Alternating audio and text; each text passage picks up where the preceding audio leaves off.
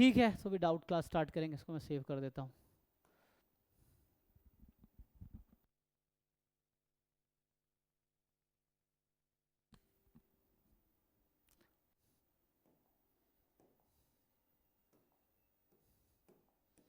ये 81 होगा, है ना? तो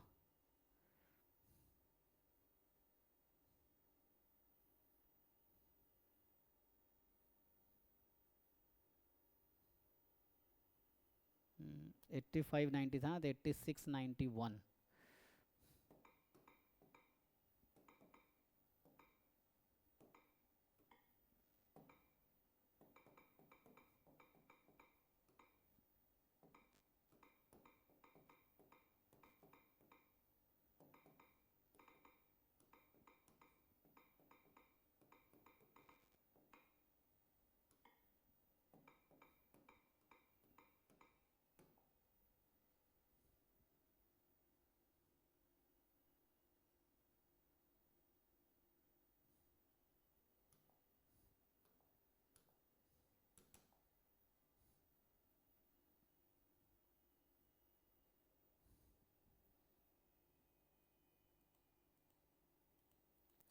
कुछ डाउट है जी आप लोगों को? सर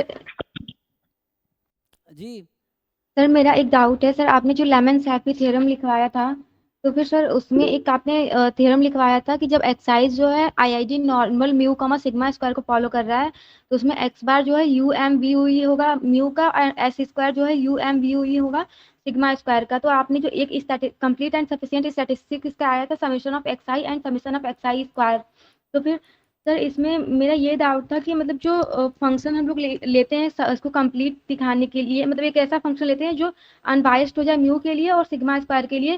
तो सर इसके लिए तो summation 1/n summation of x I, sir ये जो फंक्शन है ये तो केवल समेशन ऑफ एक्स आई का फंक्शन है। हमें तो टी का फंक्शन लेना है, टी मतलब कि दोनों जो है summation of x I and summation of x i square दोनों आने चाहिए, तो यहाँ पर केवल समेशन ऑफ एक्स आई है। ओके, तो मैं आपसे पूछूं कि F X is equal to 2 ये फंक्शन है कि नहीं है? हाँ सर, कांस्टेंट तो फंक्शन। इसमें कहीं एक्स तो है ही नहीं, तो कैसे फंक्शन हो गया? वही तो आप भी कह रहे हो कि इसमें दूसरा वाला तो आया ही नहीं, तो कैसे फंक्शन हो गया? तो यहाँ भी एक्स नहीं आया, तो फंक्शन ये भी नहीं होना चाहिए। कुछ समझ आ रहा है? मेनली क्या है, अगर आप इसको इंक्लूड करोगे तो अनबायस्ड एस्टिमेटर बनेगा ही नहीं, क्योंकि यूएम भी यूनिक होता है।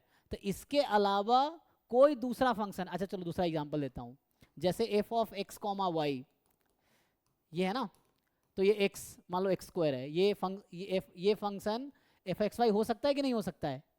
हो सकता है सर। तो वही तो है, तो हम भी तो वही कर रहे हैं। तो हमने आपको यही बताया था ना 11 सेफी में कि g of t should be mu. अब हमने कहा कि g ऑफ t का मतलब, है ना, यही तो है। तो expectation of g of summation x i और समेशन एक्स आई स्क्वायर, ये म्यू होना चाहिए। अब जरूरी थोड़ी है कि दोनों आएगा, जैसे यहाँ पे एक्स वाई है, तो आप यहाँ तो आपके लॉजिक के हिसाब से X square is not a function of X Y, क्योंकि आपको वाई तो आया ही नहीं। तो वैसा नहीं है ना, जो लॉजिक यहाँ काम कर रहा है वही यहाँ काम कर रहा है। और अगर आप चाहोगे इंक्लूड करना, तो अगर आपने इसको इंक्लूड किया तो कभी अनबैस्ड बन ही नहीं पाएगा, ठीक है ना? सो यू कैन नॉट, क्योंकि यूएम भी यूनिक होता है। इसके अलावा कोई अनबैस्ड एस्टिमेटर नहीं मिलेगा जो इसका फंक्शन, आपको पता ना कि यू एम भी यू ई इज यूनिक। तो मतलब एक्स बार के अलावा कोई फंक्शन नहीं मिलेगा आपको इसका जो अनबैस्ड हो जाए। तो आप ट्राई करके देखो अगर ठीक है आप, सर, ये सर समझ गए हैं। तो वो अकेला फंक्शन है। तो जैसे ये फंक्शन है, even F of X comma Y बराबर 2 भी एक फंक्शन है, ठीक है ना? तो कोई दिक्कत नहीं है। तो वैसे ही है, तो 2 वेरिएबल है डजंट मीन कि दोनों आना ही चाहिए।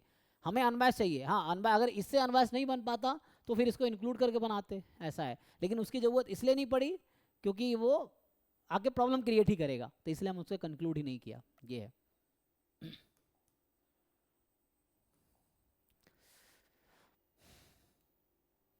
सर ऐसे वही